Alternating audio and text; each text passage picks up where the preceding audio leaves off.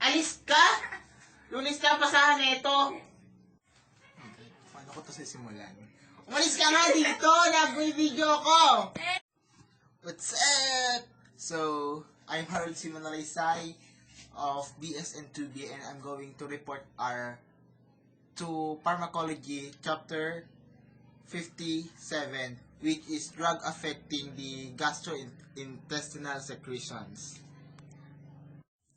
So, before that, may inahanda po akong twist para sa reporting na to, which is drawlats. Itong drawlats po na to is nagko-contain po siya ng mga drugs na pwede natin gamitin para po sa GI tract ng isang patient, which is the isa-isahin po natin histamine 2 antagonists, antacids, proton pump inhibitors, and then GI protectants, prostaglandin, and drug used to treat the digestive enzyme dysfunctions. Check muna po natin lahat before go. So, umpisa na po natin yung pagdi-discuss about sa gamot ng GI tract. So, ayan. Para po walang halibiro. Yeah. Ang una pong i-discuss ay tama ba? Paligtad. Histamine 2 antagonist. So, para sa nga ba ang histamine 2 antagonist? Marami po siyang pakinabang. Ang una is, I'm gonna read it on the handouts. Ang una is, short-term treatment of active duodenal ulcer or benign gastric ulcer. Second is treatment of pathological hypersecretory conditions. And then, prophylaxis of stress-induced ulcers and acute upper GI bleeding in critical patients. Then, treatment of gastroesophageal reflux. And then, of course, relief of symptoms, acid, indigestions, and sore stomach. Then, ano po yung mga choice of drugs na need natin for the histamine 2 antagonist? So, meron po tayong 4 na drugs na pwedeng magamit in this kind of situation. Ang una sa histamine 2 antagonist ay cimetidine. Ano nga ba ang cimetidine? Ito po siya. Yan. Mag-e-endorse na po ako ng mga product dito. Yun lang po ang gagawin ko. And syempre, reporting. Cimetidine. So, para sa ng cimetidine? Ang cimetidine po is for duodenal ulcer, benign gastric ulcer, GERD or gastroesophageal reflux disease, heartburn, acidic stomach. Ganyan. Tapos, syempre, may special considerations po siya. Bawal po siya sa bata, especially 16 years old and below. Next! Ang next po is famotidine. Ang famotidine is yan. Ay, wait lang. Hindi siya na-focus. Famotidine. Muna ka siya. Famotidine. Yan, famotidine sis. So, para sa famotidine. So, syempre, histamine 2 antagonist. Most of them are common lang na gamot. So, parang katulad lang din siya ng cimetidine para sa duodenal ulcer, gastric ulcer, stomach pain, stomach, heartburn. But, ang pinagkaiba is wala po siyang safety consideration, which is parang available po siya in all ages. Siyempre, except sa neonates or babies.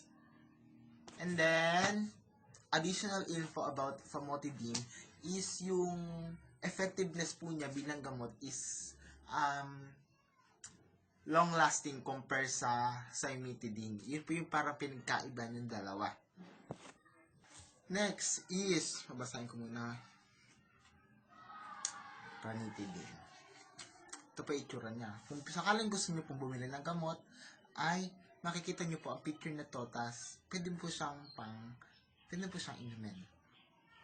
Yan, ranitidine. Tunay po tong gamot na to. Pero, yan, ranitidine. So, para saan po ang ranitidine? It is for, same as sa dalawang nauna, duodenal ulcer. Paulit-ulit na po sasabihin ko dito sa histamine to antagonist. Duodenal ulcer, gastric ulcer, sour stomach, heartburn, and syempre, bawal po siya sa mga bata. Ang huli po nating gamot ay ang bagong-bago, nisatidine. Compared po sa first 3 na sinabi ko, ito po yung pinakabago na gamot na parang nilabas sa madla. Ito po is parang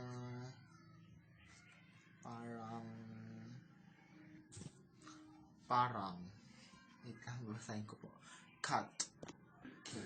So, yung nisatidine ay para sa mga tao na, mga patient na may parang liver dysfunction, aside from the ulcers, etc. Isa po sa ginagamot niya is yung mga liver dysfunction. Tapos po, compared sa last year, wala po siyang first pass metabolism sa liver. Tapos po, nai-eliminate na po siya agad sa kidney. Yan po. Yan po nagtatapos ang ating unang kabanata, which is histamine 2 antagonist. Bye! Hey, I'm back with different background na. So, next po natin gagawin is, syempre, drawlats ulit na kung ano yung next na i-discuss. And then, yun na. So, I'm gonna do the drawlats na. Yan, para walang duga. Nakikita nyo. Pumulit na po ako. Ang next po natin is, ano ba? Okay, basa nga po. Yan. Antacids. So, para sa mga antacids.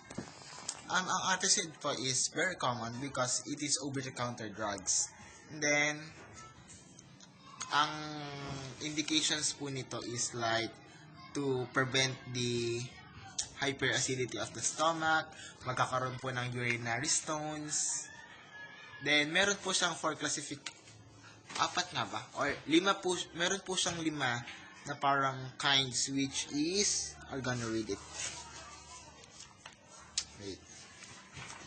Which is first the aluminum salts, next is the calcium salts, next is malgaldrate, magnesium salts, and sodium bicarbonate.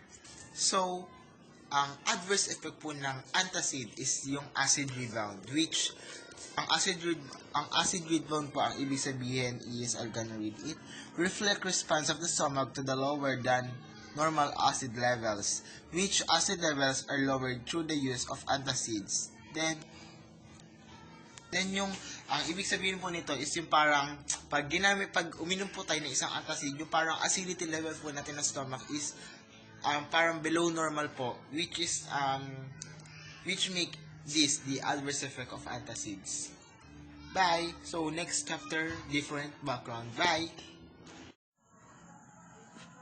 Hey! I'm back. So, ayan na po, nagbabalik na po ang ating mga pambansang background. Magbabalik na po ang reporting. Dahil kumain po ako saglit at tumambay. So, nakakadalawa na po tayo. Yung una po is yung antihistamine 2, antagonist, and then next is the second one is yung antagonist.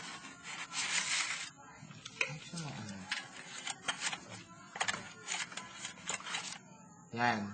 So, bumunot na po ulit tayo ng panibago nating i-report na kind of drugs na para sa ating drugs affecting gastrointestinal secretion. Bang! ito na po, ang ating magic bunutan. So, ginagawa ko po, parang ang inspiration ko po dito is yung mga vlogs na napapanood ko like Mia. Okay, yan ang bunutan. Papakita ko.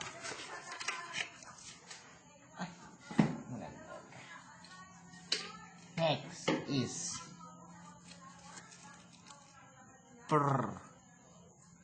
it's either proton pump inhibitors or prostaglandin. Proton pump inhibitor ang aking nabunot. This is the third one. So, under this, meron po tayong 1, 2, 3, 4, 5, 6. 1, 2, 3, 4, 5. Meron po tayong 6 na gamot, which is dexlansoprazole, esomeprazole, lansoprazole, omeprazole, pantoprazole, rabeprazole. Yun po. So, uumpisan ko na po ang pagre-report ng proton pump inhibitors. Okay. So, ang una po ay ang dexlansoprazole. So, para sa nga ba to? Aside from GI tract, meron din po siyang pwede rin po siyang panggamot sa esophagitis, which is inflammation of the esophagus. So, ito po siya.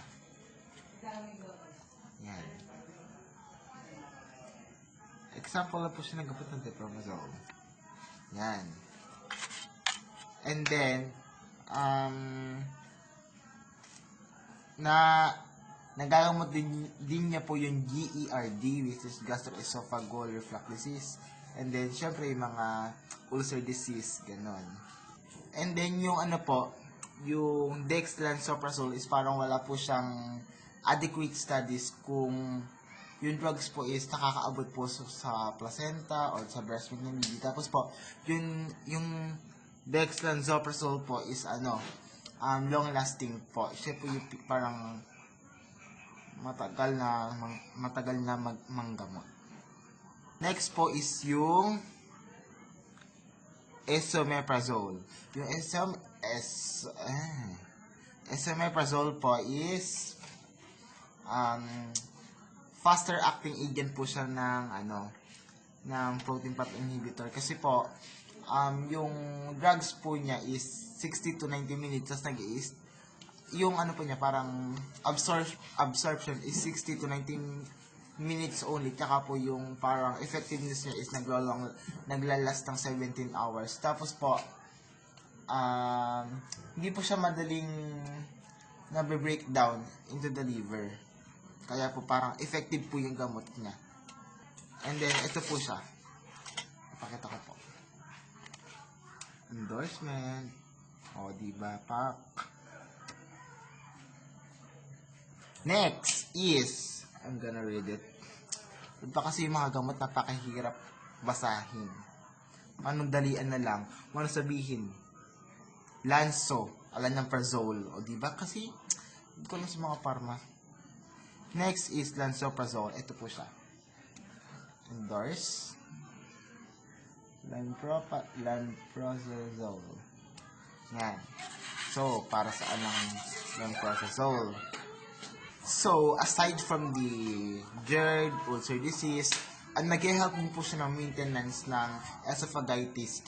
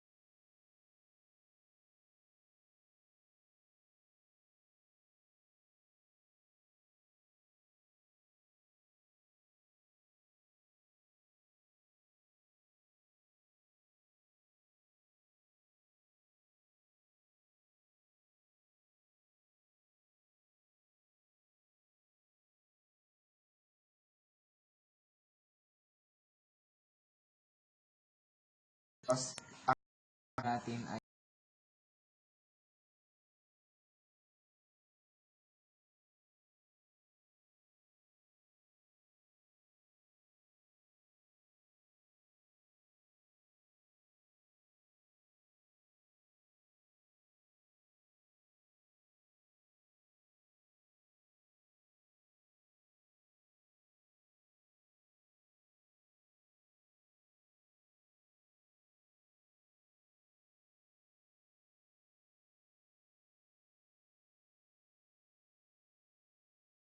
esophagitis. Tapos, itong gaberpasol na to at itong pantoprazole is same lang po sila ng effectiveness, which is yung kanilang half-life is 90 minutes, tas yung kanilang effectiveness is 12 to 14 hours. Next. Ay, no. Tapos